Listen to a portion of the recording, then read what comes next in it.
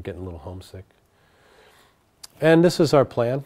Rather simple plan. This is a massing study. It's not so much a building design, although this building did get designed.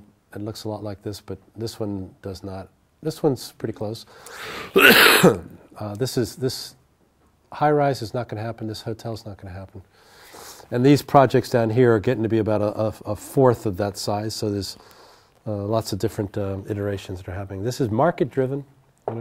You just don't days in Holland. In fact, you don't build much of anything right now. It's they've gone a little bit further down. I'll go back to this so we have a little bit more life. So we did our master planning exercise. And this is many trips to the city and back and forth, getting the U.S. guys here and proving that we could do it with the consultants and all the normal things that happen during the urban design process.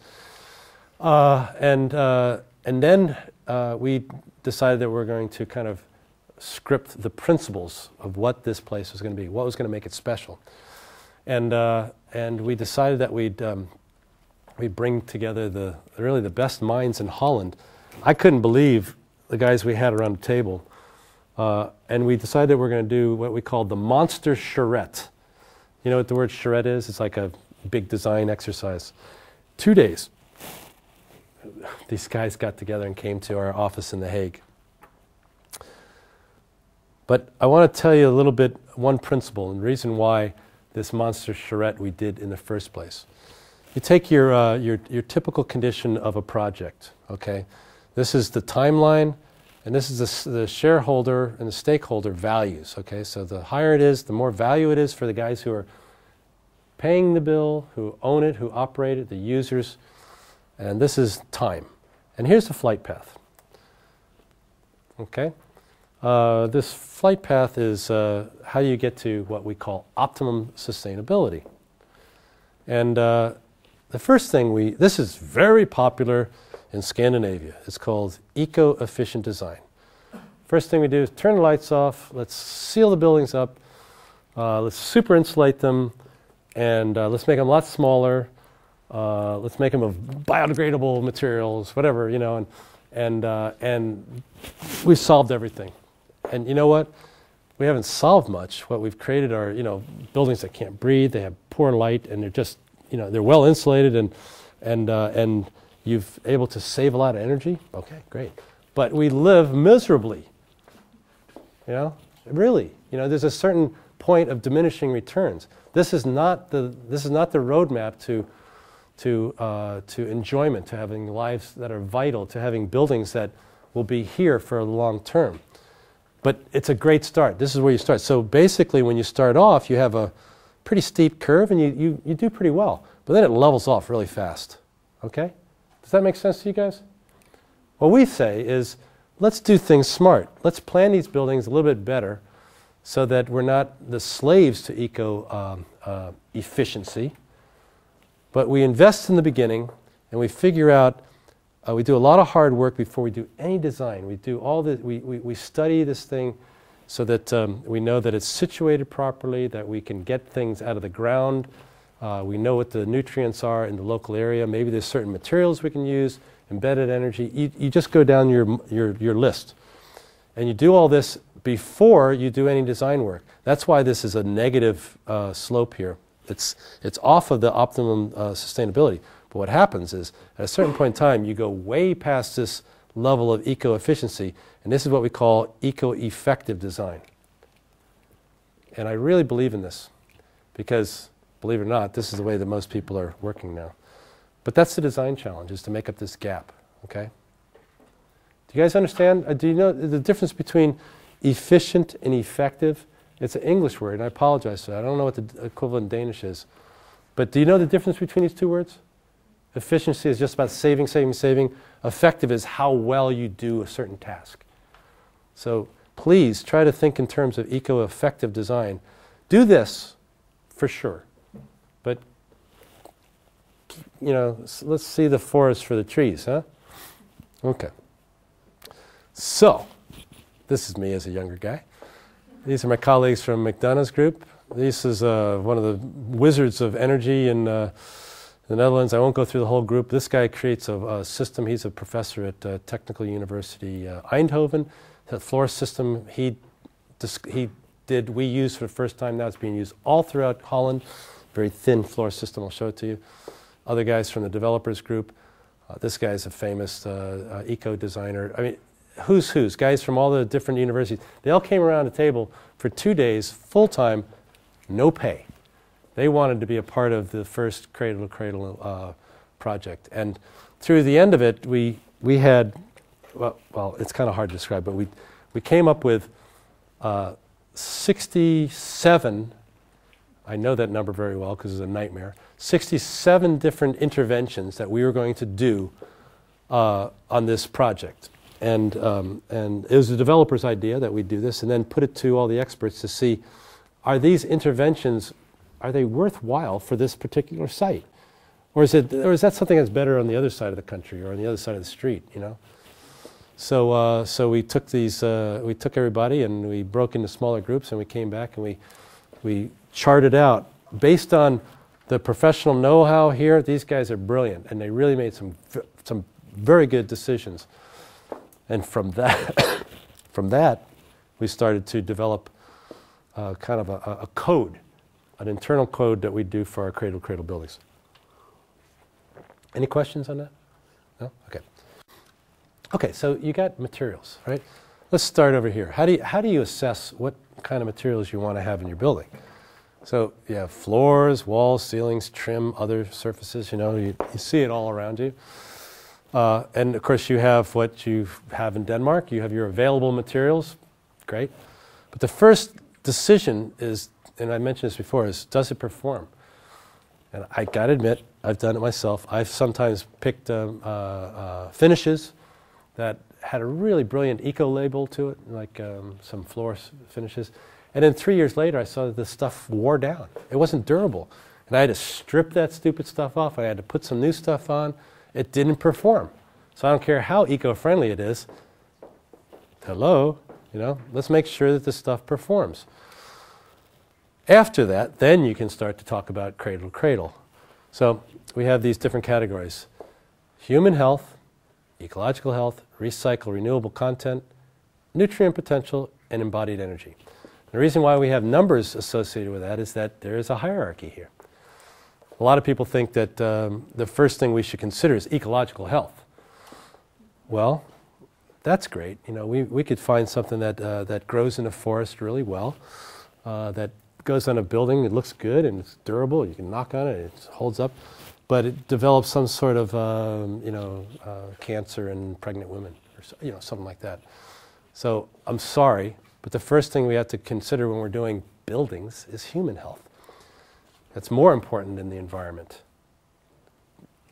I know I said it, but it's true. So just keep that in mind, that we're really developing buildings on a synthetic environment. They're very closely related, but we have to put some order to this. And then after that, we talk about this recyclability. I have one question. Yeah. You're saying first, like, we used to think about human health, and then about the environment. Isn't human health closely related to environment? Like, Very close. it's like a closed loop that we kind of cannot say that we think first about the one. We have to think together about it, right? Because one relies on the other, and they're not excluding each other. I would have to challenge that because I've been there. It's important for you to segregate these two because both of them, you notice that it's number one and number two. That usually means that it's very high on the list, okay? So please consider both of them, but please segregate them, okay?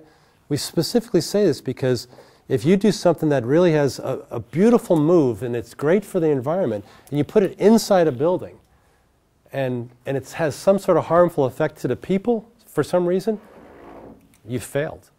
So that's what I'm trying to say. So just keep that, it sounds ridiculous, but it happens. The stuff that people want to do in buildings, and you're doing a straw bale house over here, well, let's make sure that that thing's done properly or else you're going to have things growing inside. You know, I mean, it's just keeping it in perspective. So, and this is also interesting because if we get further down the list, there's other things that are kind of in this counterintuitive feeling. Nutrient potential. That's this biological and technical thing. We put that down lower. You notice that it's important that we're building healthy environments inside. Super, super important. Anybody here have an allergy? Okay. Do you know, or asthma? Do you know how much allergies have increased in our lifetime? You know, it's amazing, especially in young people, and it's because we have very sick internal air. So it's so this is very important. Even you know, this stuff with the cradle level, this nutrient cycle, which is reusing building, it kind of goes down the list. This isn't as important as health, okay? It's important to know this. And then at the end, we talked about embodied energy, like some of these hybrid cars, like the Prius, and you know, they're great cars to get to a certain place, but the amount of energy it took to make that thing. So embodied energy is an important aspect, but it doesn't go up here. It's down at the bottom. When you go through this whole funnel, you see this thing? This is the impact on the ecosystem. So the woman over there, if you see it, you know, this is your answer to your question. This is the whole ecosystem that we're talking about. So all those things are important. At the end, you come up with acceptable materials. Well, we did for that hospital, we did a evaluation using this technique, and we came at the end. It's really pretty sad. We had 10% of the existing building materials that they normally would use in this hospital that we felt was acceptable, and they also took it to heart. So there, and if you think about it, a hospital is the place you go to get healthy, huh? Oh, that's another story. I'll show you. Yeah. Why didn't you put the price of the materials into this? The price in the materials? The price Yeah, that's important. It's I think the price happens here. It happens here. It happens almost every place. There is a price impact. You're completely right. But this was. I'm thinking that's like the first thing the client asks you about. What's the price? Yeah. What's the price? Well, I'm going to show you later on when we get to using some of the what we call proprietary materials. You know, like we had materials that we really wanted to use. There's a certain brand, there's a certain finish to it, and it was kind of a I must have this. And you know, as soon as you say I must have this, you know what happens to the price. You know, it goes like that. And I'll tell you how we controlled the price aspect of that. But price is everything. It's almost like the air we breathe. I know I've blown your question off, but it deserves someplace, but I can't really tell you where it happens here. But we'll come back. If you're not satisfied, you know, get your money back. Okay, so this is one of the buildings. This is actually it built. Oh, suddenly it's done. This is the Revit model, which is pretty cool. We actually were using Revit as it needs to be used, which is any one of these elements we could, you know, give it intelligence. It wasn't just a drawing or a model. We could give it weight. We could give it all kinds of things. So if you remember, I said Taurus Avenue was the street to the south. We said immediately, you know, we were asking ourselves, what is the criteria for building material selection? Could we make this? We knew we could not make it fully cradle material-wise because there's just not there's not enough materials that have been tested, and yet it wanted to be a cradle, one of the first parks in the world. So we said, okay, the first cradle materials. What would you choose if you're in my shoes or our shoes? Sorry? I can't hear you. Sorry. External walls. External walls. Good. Because they take the most of the surface and the roof. Okay. Sorry? Floors. Walls? Floor. Floors? Why floors? You're onto something. A lot of systems and... Okay. Think outside of spatial. think about the qualities of materials. What do you have in materials? You got moisture content, you have layers, you have how heavy it is, you have, I gave you a hint just there. Weight. We wanted to tackle the heaviest, meanest, toughest things that had to be trucked in and all that embedded energy. Concrete, you know, heavy. So anything that had mass to it was also on our list. Why? Why? Because these are the elements that a couple of different reasons is one is they cost the most to transport, okay? Whether they're in their raw material or they're in a material that's been manufactured off-site. This was not on the Maas River, so this had to be trucked along the polder. So weight is important. It's a lot easier to do some lightweight insulation than big planks of concrete, as far as from an energy standpoint. And when you disassemble it, it also has ramifications. So all these things were really important. So heavy things.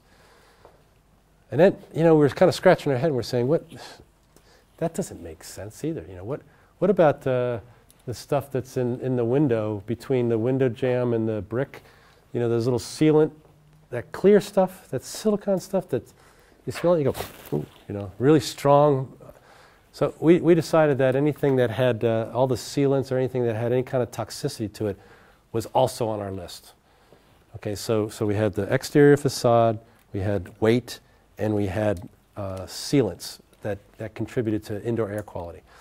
And we said, okay, that's enough for this first building. Remember, you got the contractor, you got developers, you got bankers saying, come on, boys, let's get going. Now we got you a client. We want our cradle building. We said, hey, this is the first one of its kind. Give us a break.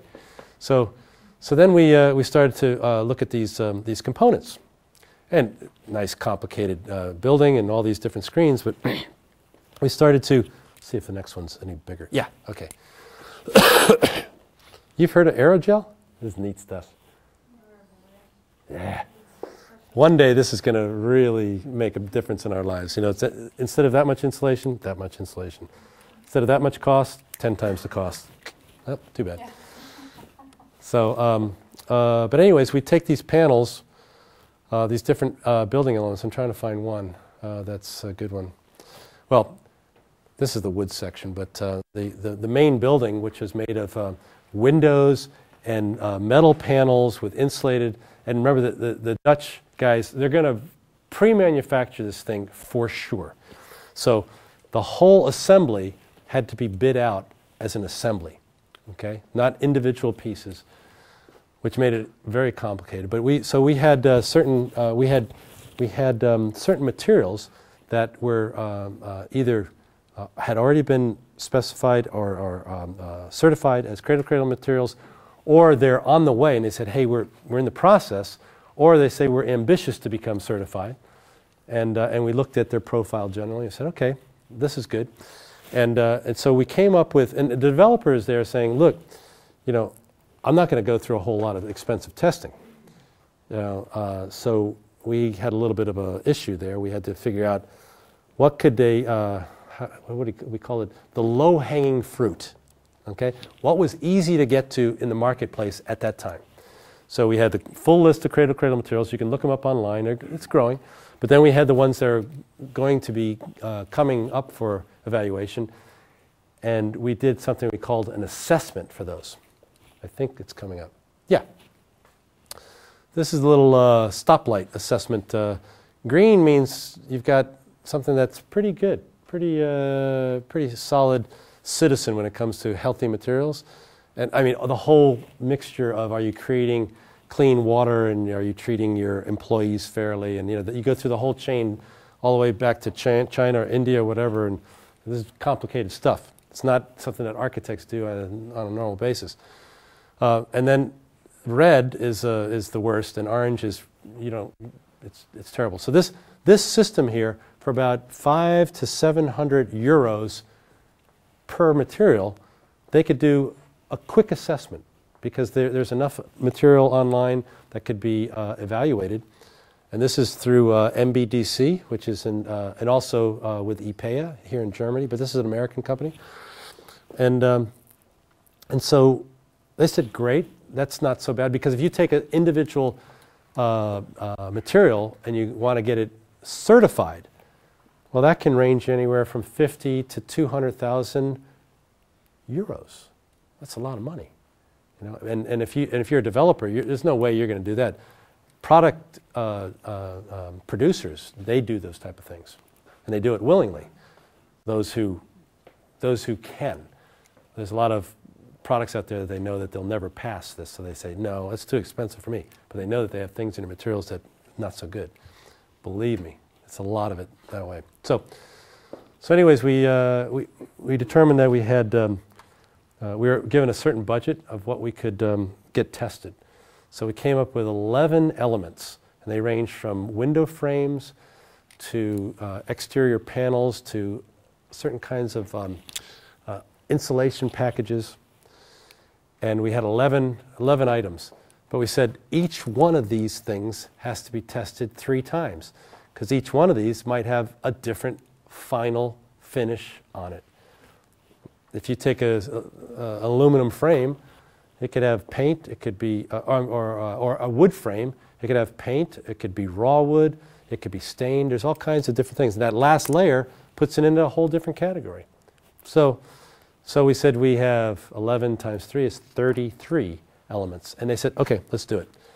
And of course the developers, they're wonderful guys. But God, they made my life miserable for a while. They said, but David, we don't want to see any of these come in at orange or red. You know, I said, well, that's what we're testing for. You know, how can I'm not a materials guy. You know, but so we really sweated it out, and we came up with, most of them were green and yellow. So, but it was nerve-wracking, and so they took the advice and they used these materials. Internally at McDonough's office, sometimes we circulated what we called the X list. And this isn't about, you know, talented people, you know, trying out for a position for a record contract, X Factor. This is more about what you really can't have in a building material. Just to give you an example, does your material contain any of the following materials? Polyvinyl chloride, chlorinated organic polymers, chlorinated hydrocarbons, bloody hydrogenated, blah, blah, blah. I don't know, you know. I mean, you can, if you guys have worked specifications before, and you look and you read, you know, what they publish it's made of, and they say, and they read, and they sometimes, if you go further, they even tell you the percentages. Well, you got to really read those things well, because they state things a certain way to get their green credentials, but it's completely unregulated most of the time. So anyways, we outlawed this for our internal guys at McDonough. We said, no one gets to look at this anymore because we're not qualified to make these kind of decisions. Scientists are, not us. But we tried. You know, it's crazy. Concrete. This is a very, this is a great challenge. I took a trip to Charlottesville, and we brought in some guys who were doing concrete evaluation around the world to come up with, is it possible to have cradle-to-cradle concrete? Anybody address that? Is it possible to have cradle-to-cradle concrete? No. It comes from nature, why not? I mean, if you demolish it and reuse it, then it is a natural product. Also, it comes to the energy, how you produce it. If you use renewable energy in order to produce it, then it's less bad than just a regular product. Good terminology. But nice as well. Let's hear from some of the no guys. Why no? Well, because there are a lot of materials first you put in concrete, and if you have to decompose or reuse, how are you going to use concrete? I mean, it ends in the landfill. Yep. You can't reuse concrete because it's just one big piece, and how do you do that? Well, your answer is half right, half wrong, but and everybody's actually a little bit right. But in the end, I'd love to make a statement that you can never debate. You can never have cradle-to-cradle concrete. Can never be done. And we wish it could be the case. But, and I'll tell you why. This stuff here, pretty much all concrete that we do has metal in it, has steel in it.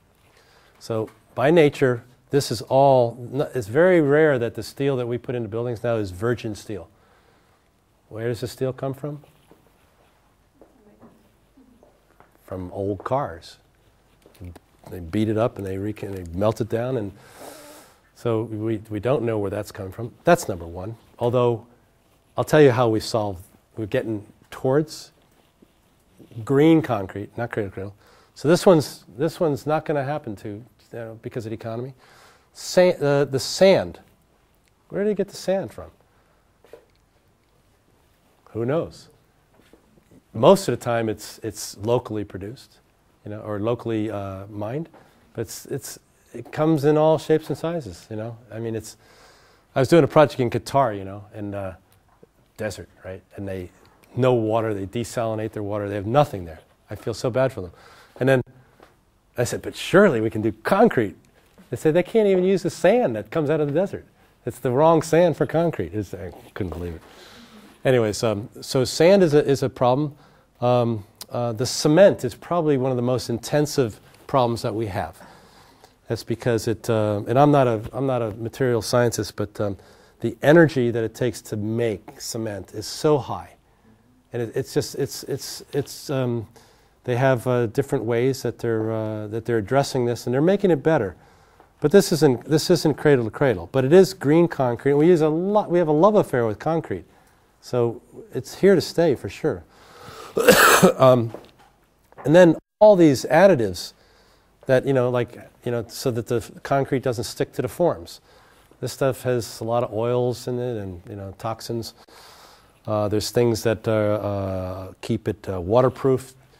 And there's a minimum of 18 elements, colorants, sealants, that go into concrete. It's tough.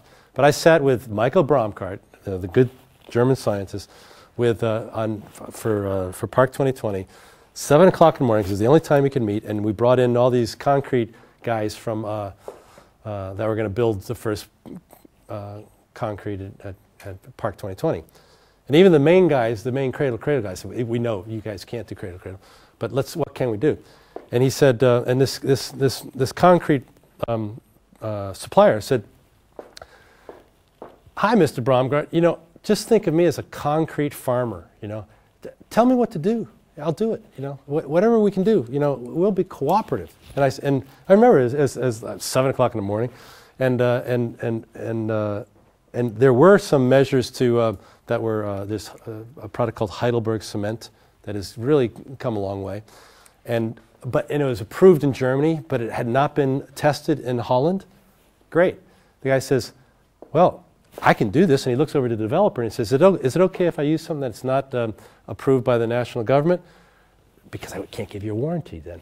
And the developer says, no way, Jose, He says, but if you can wait a couple of years, we can start to get it tested. And so what we did is we took a few things like that kind of thinking, and and they're going into getting some testing done, and maybe building number 2, 3, or 4, or 5 might have a few more elements along the way. That's the advantage of having multiple buildings on one development. But, this is complicated. And we just say concrete. So if you want to go into concrete, there's a world of opportunity here, but it's a chemical-based opportunity. But by the way, you do recycle the elements of concrete a whole lot. In fact, in Rotterdam, where I'd moved to, we call it de-reinforcing concrete. Because boom, boom, boom, boom, boom, they're taking it all apart because they're tearing down all the buildings that they built after the war because they bombed it to the ground, and now all these buildings are just, they're terrible buildings. And they're taking it. I mean, this is not done ecologically, but they're reusing this concrete. But it takes a lot of energy to do it, to knock it off of the metal and to take it to another place. But they do it, and they do it, and they must do it, and they do it. So They do it. So here's a few drawings of the first building. At this point in time, they had taken away the this green wall, but we brought it back. And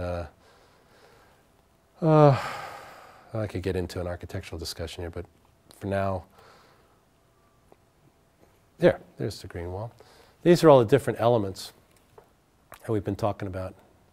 The building integrated PV panels, the green walls, the anaerobic digester in constructed wetlands, slim bow floor system. God, I hope I have a slide of this. It's really good. What we notice is that buildings, if you take your average office building that has ceiling tiles in it, you could be talking about, a meter 20 or, whatever between the floor, the top of the floor and the bottom of the ceiling. And this is just, how does this happen? Why do we waste so much space on these systems? And the answer to that is just to be convenient for the guys who are building the building, so that a plumber can get in there. And then after the plumber's done, then a guy who's running sprinkler systems or mechanical systems. What we said is, no, we're going to put all that in one line and see if we can reduce these, find new systems that you can build the building that will, number one, make it lighter, number two, reduce the height of it. And because if you reduce the height of that floor, well, number one, you've reduced the exterior perimeter proportionately, and it has a ripple effect. So the floor system is really super important. So if you want to check out something interesting, look up Slimbou, S-L-I-M-B-O-U-W. And actually, slim means smart in Dutch, but it actually means slim too. So that was really a great system.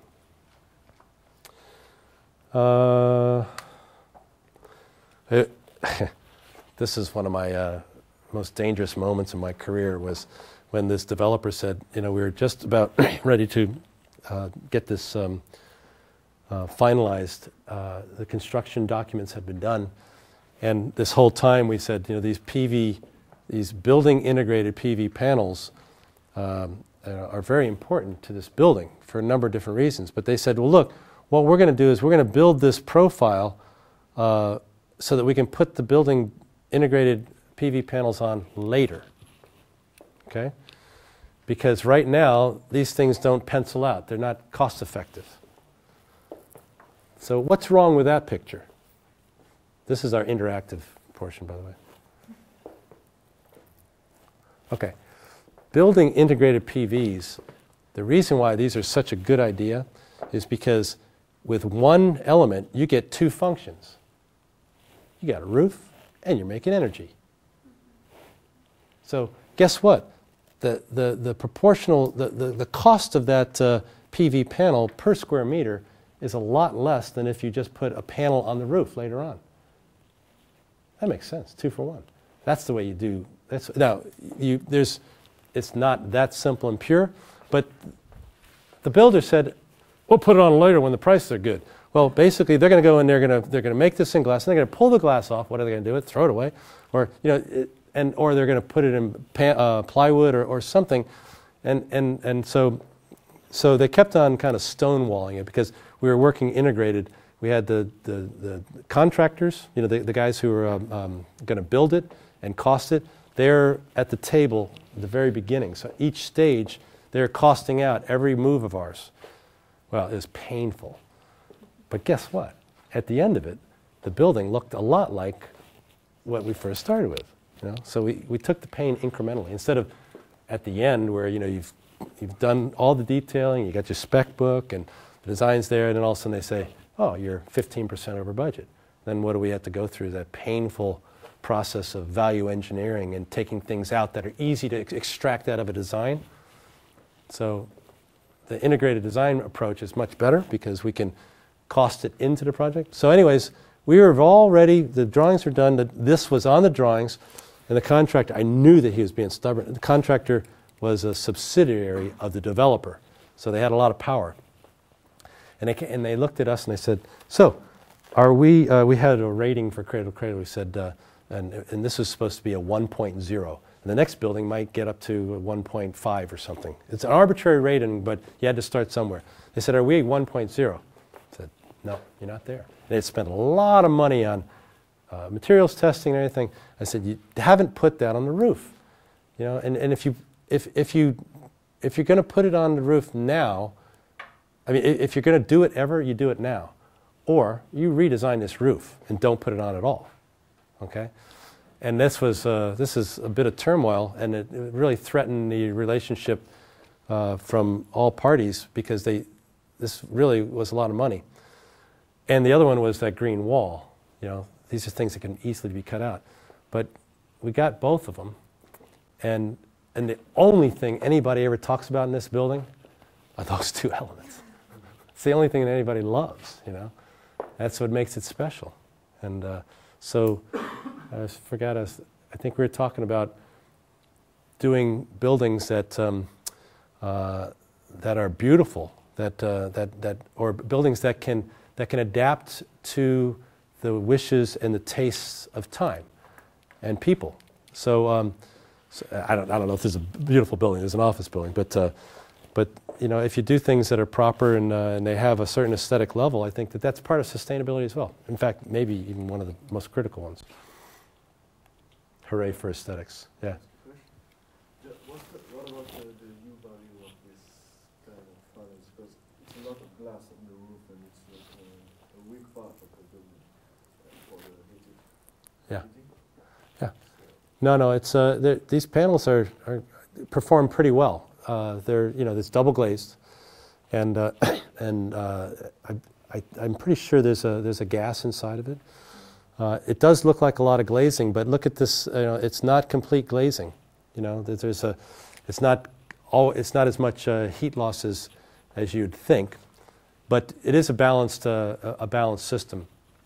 But it is not the weakest link, and it does not create a cold bridge or anything. The cold bridges are tougher to deal with, especially in Holland, than insulation of a building. We just don't have. We don't have to worry about the heat loss in the wintertime. What we really have a problem now is the heat gain in the summertime. That's more of an issue here too, probably. Not in Norway. It gets pretty cold up there, in Lapland and all that. But so, you know, the amount of heat that we generate inside the building actually, you know, covers some of that. I'm fishing around with that answer because what you're saying is, yeah, a glass roof is going to be, you know, an energy hog, but it's not as bad as you'd think. So, good comment. Other? Thanks. Yeah, we had little green roofs here and there. Actually had a lot of green roofs. It turned out to be a nice project. And of course they inaugurated it on 11/11/11/11/11/11. That's pretty clever. But I tell you, people really had pain to make this happen. It should have been probably a couple, 2 or 3 extra months here. But we opened, you know. That's the building. But I think, reading the group here, I think there's a few more things that I'd like to talk about. How are we doing on time? Well, good? We still have more time? We Good. actually have 15 minutes more. Okay. But we could move to the auditorium on the other side. Okay. Well, I got another 10 minutes here of some other things that I think are good tools for you guys. Yeah? Let's see if this one's... Yeah, we call them dashboards, okay? How do you keep track of all this information? I don't know if I want to talk about this one. This is a really good example. For every element on a building, you know, you have these different categories: the site, the facade, et cetera. So we would create different ways to track the project as we go through the design process, like the vision of 100% good, the description of the components. This is the target for the type of. This is for the hospital project I was talking about. The type of human connectivity to nature, habitat. You know, how we are. You know, we try to show graphics so that when the design shifts a little bit, these dashboard elements go up or down. You can see here these the value of each dashboard, like for habitat. This is patient and caregiver well-being, worker effectiveness, operational savings, community relationships. We could start to see how these dials turn. This is not automatic. We'd find ways to quantify every design change, and we'd make an estimate of what kind of impact that would have on the building. Connectivity, nature, human community, and then each one of these areas we'd have these levels where 4 was very, very high. 1 was kind of a building industry standard. Like for example, for let's see, human connectivity. Let's see, level 1 was relies on automobiles as primary mode of transportation, offers standard services, gift shops, cafeteria. Okay.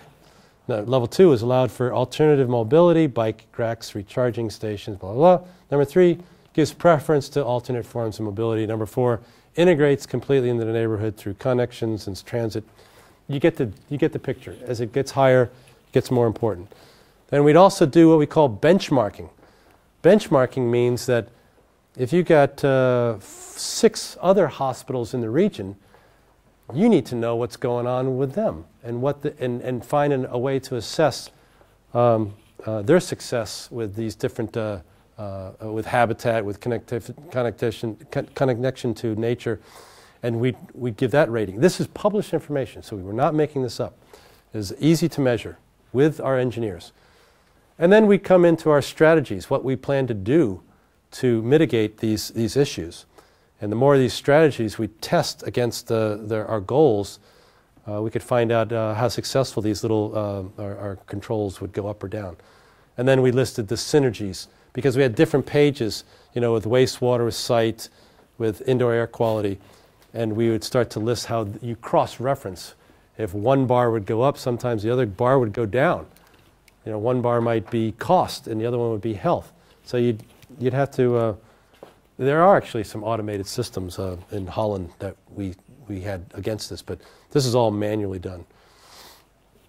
I'm going to come back to this one. This is really an important one. We'd break down all the different types of plant materials and to why that there are certain plants that were good for certain environments. In the end, our building was just another organic element in the landscape. So these were the other players in that theater. And this became fun because a lot of people could understand, why these things became important, why these landscape elements became so important in our design. And then this is an area that there's a lot of pollution in the area, and they had to build in this. This is this hospital, and we just said, how can we illustrate pollution? It's invisible, Oh, it's foggy. Okay, it's polluted. But we could start to kind of delineate with these little circles what we could do, and we did a lot of airflow studies, tracking the prevailing winds and what rooms could be open for ventilation, which ones couldn't.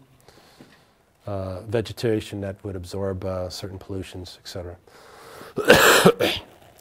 Just water systems. You guys have seen probably at this point in time so many diagrams where you see a cross-section through a building, you see every individual toilet, a little blue line that goes down a little bucket, and rainwater, da-da-da. Well, those are important to see how your building operates from a water use. But if you really look at it, there's maybe 20 different water diagrams you can do. And I have up here for anybody who's interested, take a look. We've developed these little books that we call them Dubo tools. This is Duurzaambouw, sustainable building tools. And we took every one of the elements, we had these little diagrams, and you can see these buildings, all these little different diagrams for every different thing you can imagine under the sun. Okay? Because you can't remember all this stuff. Nobody can. But you can put this on your junior designer's desk, maybe your senior designer's desk, and say, here's your little menu card. See what happens between phases. So, but anyways, these diagrams are important. It's a good way. It's a roadmap to test and see if you're staying true to what your vision of the project is. You guys have probably seen this in buildings now. Back then, this is a really novel idea, but They're putting these type of electronic LED boards in lobbies to say, hey, how are we doing as occupants? And are we saving energy? Or with humidity, are there passive controls? Are there active controls? And there's all sorts of really cool ways to do this, and it's not that expensive. I'm going to quickly fast forward. There's one more thing I wanted to show you. iBerg. Okay. This is Dutch-style housing. Let's put it right in the water. Lovely. Anyways, iBerg is a man-made island in Amsterdam, and they came to us and asked us to do the iBerg principles. So we had to evaluate this man-made island that's only 15 years old, and tell the city of Amsterdam's planning department where they went wrong. Well, that's not a nice task, because if you're at the top of your game in the design universities, the first thing you do is you go work at the city of Amsterdam. That's number one job. Second job would be go work in private sector. Time? 2 minutes. Let me go through this. So what we did, is we did a study. There we go. And we took each one of these categories, and again, we rated them. Okay, 0 meaning very poor, 1 is not so good, and 3 is very good, based on energy, transmission and distribution, energy effective use. They went through all the categories, right? So you can start to see a flow here. And this took a lot of interviewing and a lot of verification from the water cycle. This is a real surprise. They had no idea what a great job they had done for stormwater infiltration into this island. But water reuse, they failed miserably. It's great. But this is a real nice surprise for them, especially in the water quality of the Amur. This is where they had a bird, intercontinental bird migratory path that went right through this area. As soon as they heard that they were going to put an island there, they said, all the environmentalists said, no way are you going to do that here. Then they worked together with the environmentalists to say, how can we do something? This is not our company. This is before they built this. How can we do something that we can build this and actually enhance the habitat? And you want to know something? They enhanced it. It's actually a better part of the bird migratory path because of some of the land that they created that attracted the birds to come and nest, that give them a break as they continue on their way north. That was a very nice thing. Then, so guess who's the biggest advocate of building iBerg 2? These guys, yeah. So we were amazed when we heard that story, and we verified it. We didn't want to hear just a bunch of happy stories. Solid waste, they were really in bad shape on this, and they knew it. But this was done 2.5 years ago, and these numbers are all up at 3s now. They're really going very far on using their solid waste. And community, of course, these are very important. Live, work, access to nature. But this was kind of funny because one of my American colleagues, senior lady, one of the really great urban planner and landscape, and also attorney, she said, where do these people work? There's no place to work here. She really thought that Hollandwell is all about integrating work and live. And I said, can you look a little closer? You see that? That's a workplace there. It was disguised because the signage wasn't gross, overscaled American signs. It was all discreetly done. There's flexible places that could be converted from work to live, from live to work on the ground floor. It was everywhere. There's a whole bunch of people working there. But she couldn't, this should have been a 2.5 or a 3. And they let her know about it. But again, it's culturals. What do I know about Danish design? Nothing compared to a Dane. So this has to be a dialogue as you go through this evaluation process. Okay, at the end, we took those, you see these blocks, these green blocks, 1, 2, 3, 4, 5. We had to find a single sheet that summarized everything. So that's what these blocks here are. These are our principles, okay, the iBerg principles, and then these were the categories. And what we did is, from these green blocks, we created what we called a opportunity matrix. So where the dark blue areas are, this is the easiest ways to make iBerg 2 better. This is where it was very easy and desirable Where it's white, it wasn't quite relevant. Yeah, you could do things there, but this is where the opportunity, the true opportunity lies. And the reason why this is such an important page is because the city of Amsterdam, who spent a lot of money on this is well over 60, 70,000 euros for one A4, yeah? That they said, we want to be able to give this to every single worker in the city of Amsterdam so that they understand what our goals and visions are. So the principles, which were very long and elaborated, became very short and simple. But they said, we need this to be a long-term roadmap for this development. And as soon as they published this, suddenly a lot of their problems went away because it's complicated to create a new community from a lot of well-meaning, very well-trained professionals. But this thing has really helped them, and it's been a great tool. So organizing ahead of time, this is part of what we call eco-effective, not efficient, but effective design. A lot of planning before you actually design. Okay, that's it. Okay, yeah, thanks.